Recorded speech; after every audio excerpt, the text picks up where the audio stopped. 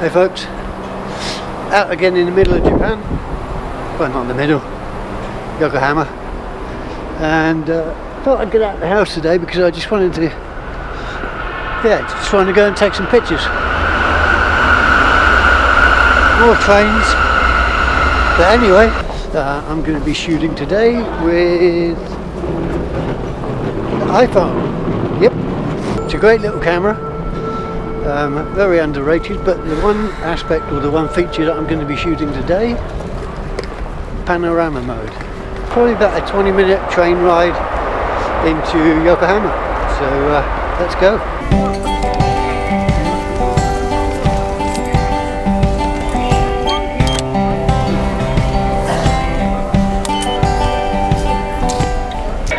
Well, we're going to miss that one, but there's the train for Yokohama. So if we hurry up, we might be able to make it, but I doubt it. I'm not going to run. I don't like running. Woohoo! Look at the crowds.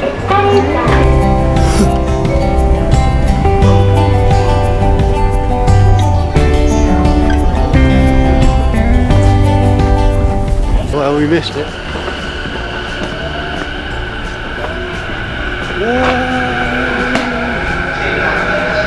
Next one should be along in about 5 minutes. No worries. We'll get that one.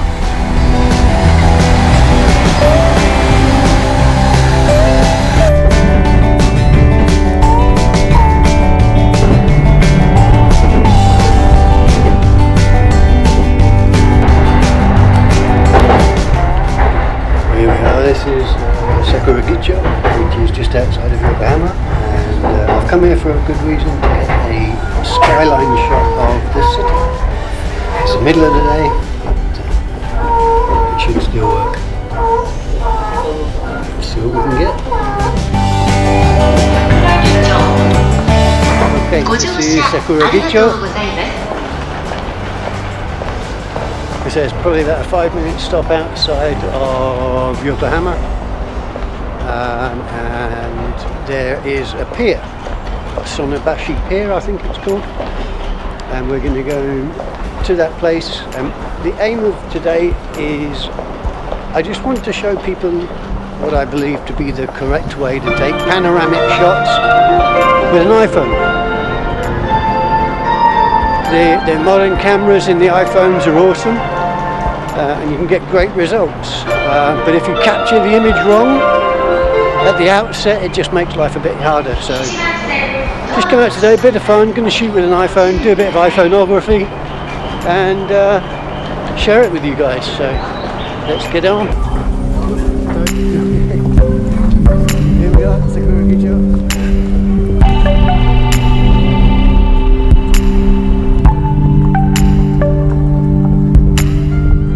Check this out. I think it's going to come close enough for us to have a good look at it, but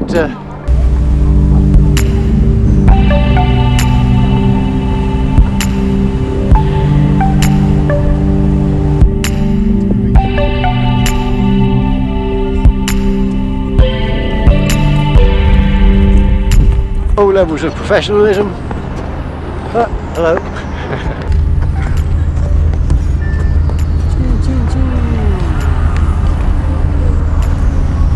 He's obviously done that before. Okay, let's go check this out.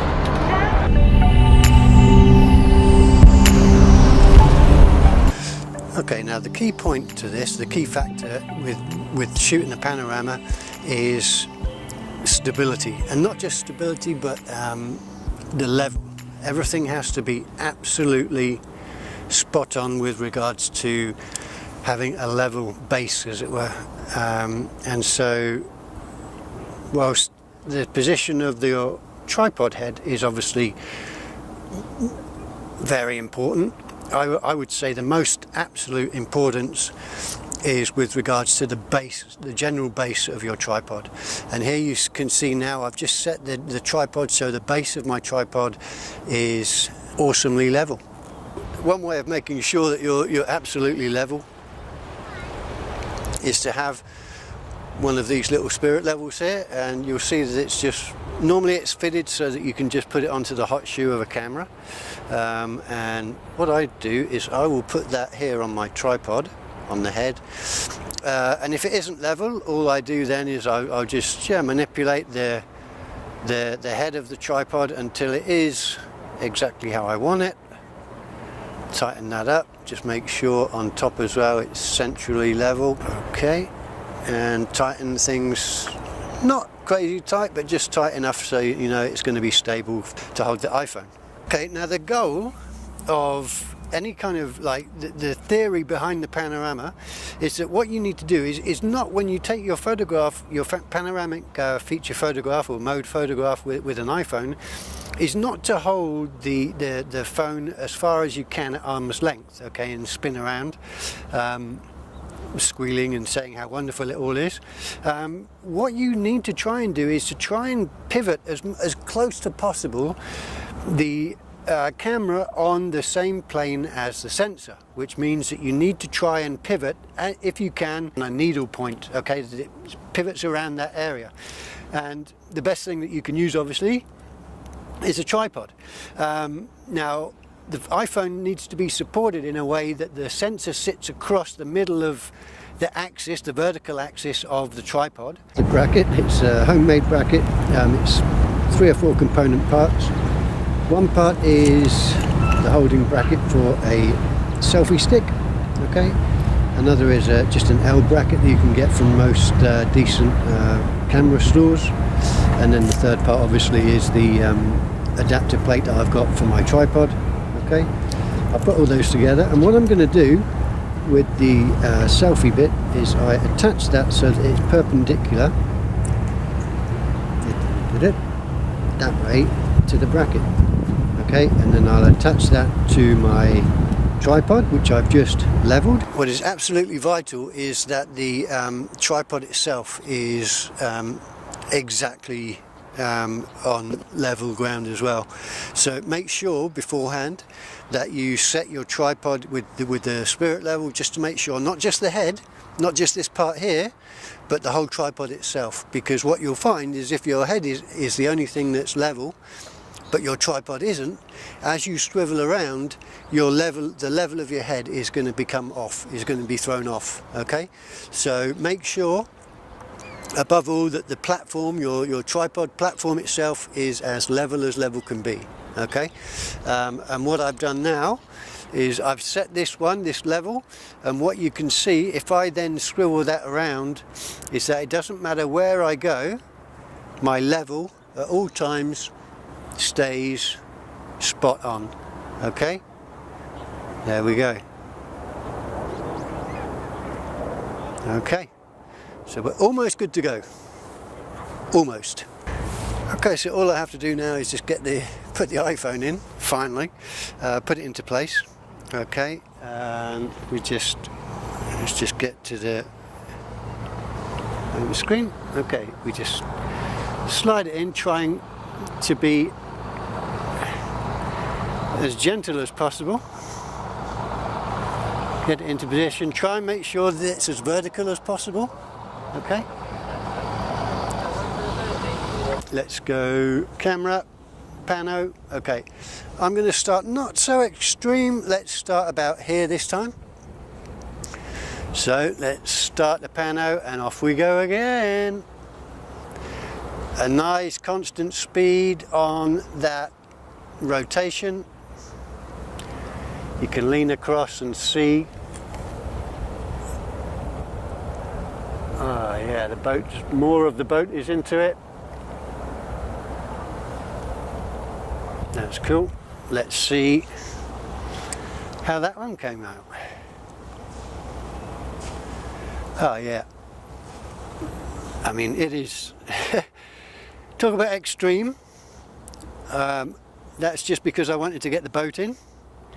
Let's do something that isn't so extreme and just do this kind of area here. Okay, something that may be a bit more pleasing to the sky, because that is just sick.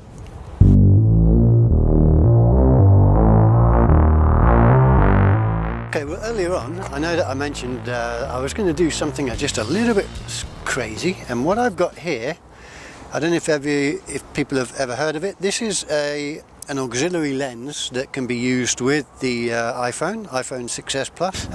It is the 1.33 times anamorphic lens, and it's made by a company called Moondog Labs. You can see it written on the side there. Moondog Labs did not sponsor me for this. It's just a lens that I've had for a while. I've used it for some of my other filming exploits with an iPhone, and it's just something that I want to try with regards to seeing if it works for panoramic photography. The way that it fits on, this is the anamorphic lens here. It's got a little release lever here. Okay, you open that, you slide the lens over the camera lens, that little locking mechanism there, that just locks down, and there you have your lens set up. You're good to go. So let's see if this works. Come across the pano, get to the start point. There we go. And then we just maintain that speed. Have a nice uniform speed all the way through this pan. I might even get the camera in.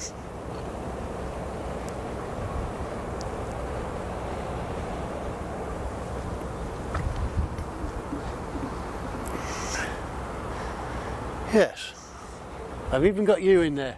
Awesome.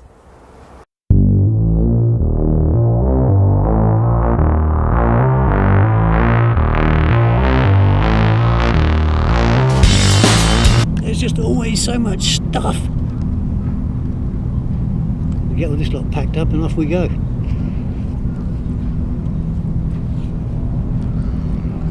Zoom N2, awesome. Never leave home without it. Most important piece of gear.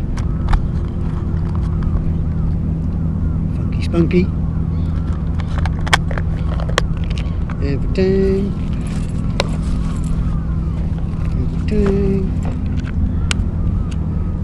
Portable power unit. This is what I use for all of my charging and stuff. Awesome piece of gear. Connects with USB. Don't leave home without it. All good. Best to be prepared. And for the most part, you'll be surprised, but this is what I film with. It's a little Canon EOS M2. Awesome, awesome, awesome results. Love it. Simple as pie to use, and just gives a great little 1080p picture. Not bad for a couple $100. Cool. That's my hey guys. One last thing. I just wanted to quickly go through using Photoshop about the images that we shot with the Moondog Labs anamorphic lens.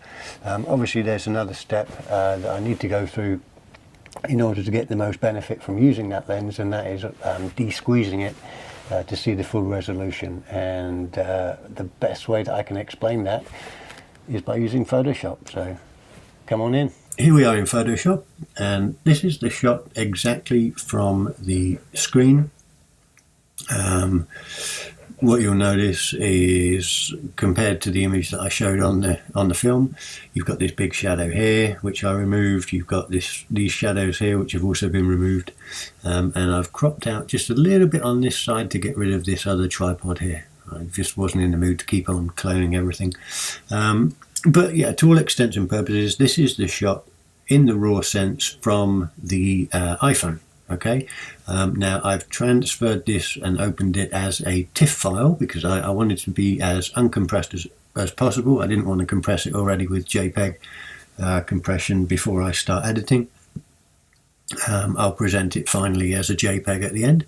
But let's go and have a look at the characteristics, especially the size. Okay, image size. Okay, there you're going to see, look at this. This is a whopping 16,368 pixels by 3,870. Okay, it weighs in at 181.2 megabytes. That's huge. Okay, and this is only 72 dpi. Right.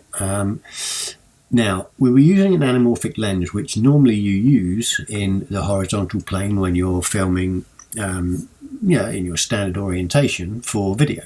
And so what you do in order to get that super long stretched real estate is you multiply the horizontal plane of the image by the anamorphic characteristic of the lens, which in this case is 1.33.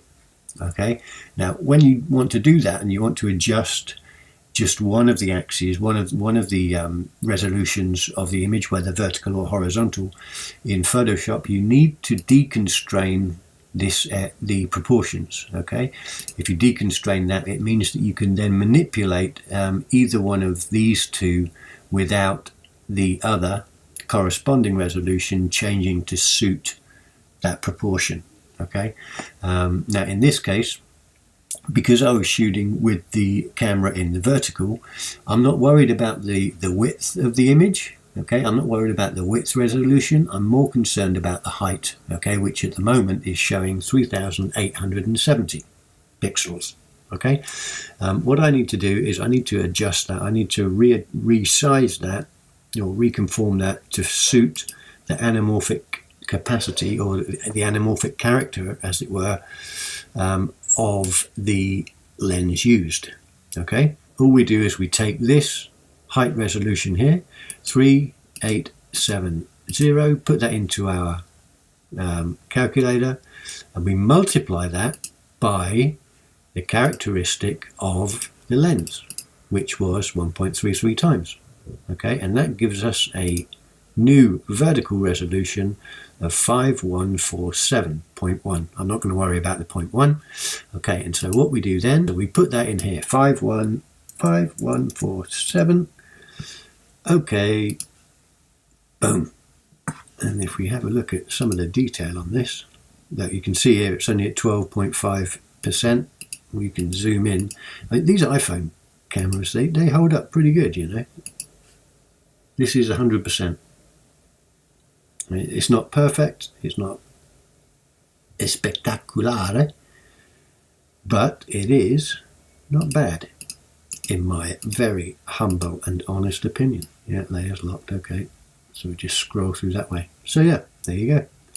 That is panorama photography with an iPhone. Okay, and you can see now, image, let's have a look at the characteristics. There we go. We didn't change the width of the image because that was the scope of our pan on the panoramic, and all we done is we adjusted the height to fit the characteristic of the anamorphic lens. And you can also see, boom, that boosted us to 241 mega for the image. So that's pretty wild. Okay, I'm not going to go into the editing just now. This isn't an editing tutorial, but I did take out a few aspects. I put in a lens flare, and I cropped a little bit off this end. Okay, but at the end of the day, when all was said and done, this is what I came up with. And here you can see everything, all lovely jubbly, all hunky-dory.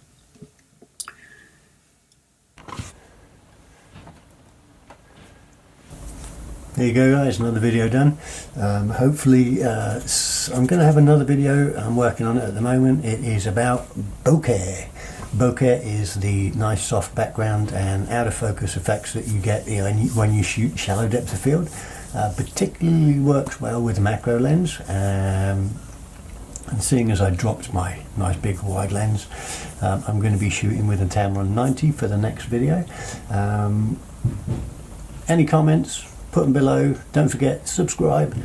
May have some good news coming soon. Got a big meeting with some people here in Japan on Monday, so I will keep you posted on that. It is video related, so fingers crossed. Okay guys, see you soon. Take care. Have a great day. Catch you later.